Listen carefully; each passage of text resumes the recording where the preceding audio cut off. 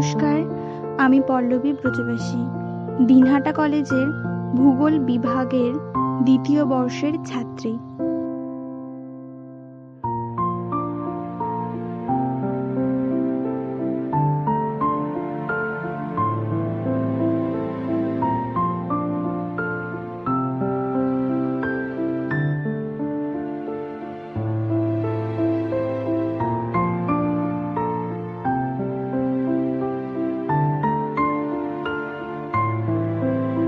আজকে আমি একটি পুরাতন কালী মন্দিরের ঐতিহাসিক কাহিনী ও ঐতিহ্যবাহী কিছু বিবরণ উপস্থাপন করতে যাচ্ছি।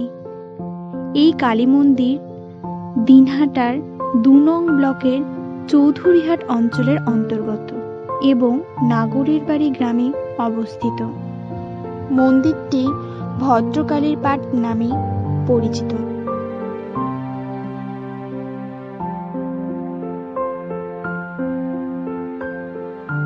লোকমুখে শোনা যে এই ভদ্রকালী মায়ের আগমন হয়েছে বাংলাদেশ থেকে। আনুমানিক ১৫০ থেকে ২০০ বছর আগে এক স্বপ্নাদেশের মাধ্যমে মা এই স্থানে প্রতিষ্ঠিত হন।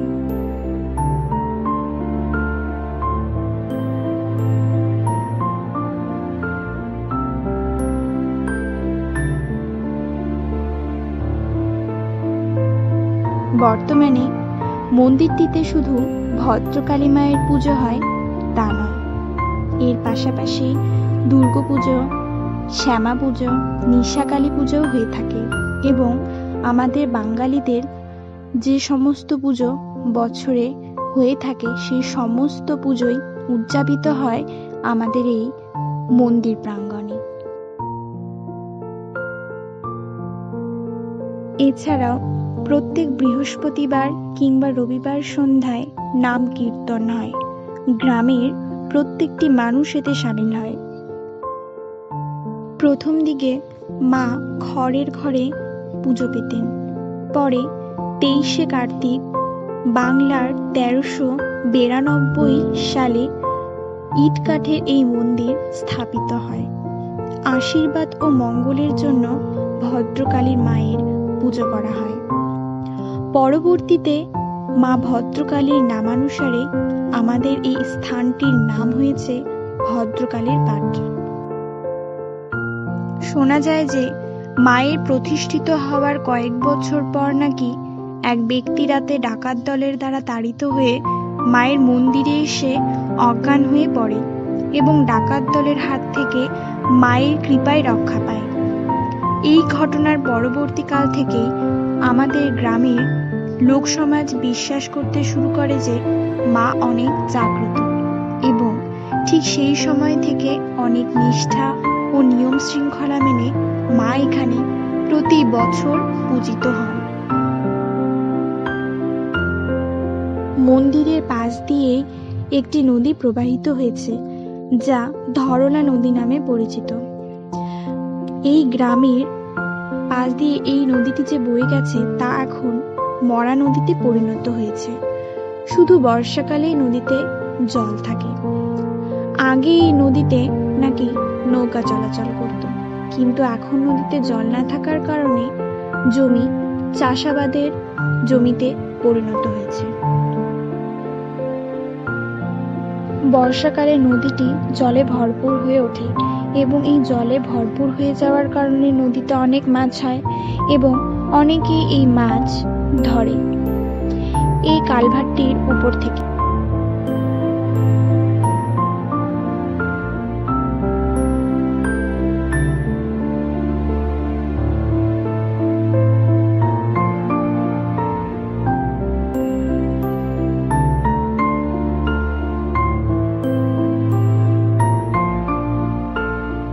এর পাশেই রয়েছে একটি বট গাছ, যার নিচে লোকজনের বসার জায়গা রয়েছে। এই জায়গায় বসে অনেকে গল্পগুজব এবং আড্ডা দেয় বিকেলে। মন্দিরের ঠিক সামনেই রয়েছে একটি প্রাথমিক স্বাস্থ্য কেন্দ্র।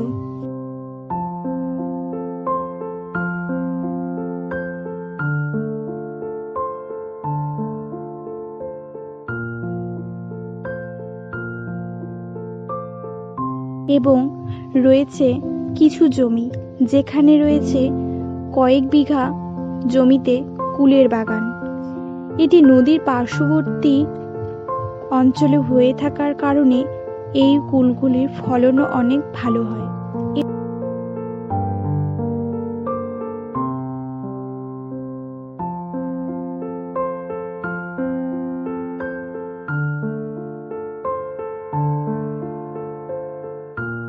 এর সাথে সাথে অনেক শাকসবজিরও চাষ হয় পার্শ্ববর্তী জমিগুলোতে, যেমন বাঁধাকপি, ফুলকপি, আলু এবং জোয়ার চাষও হয়ে থাকে।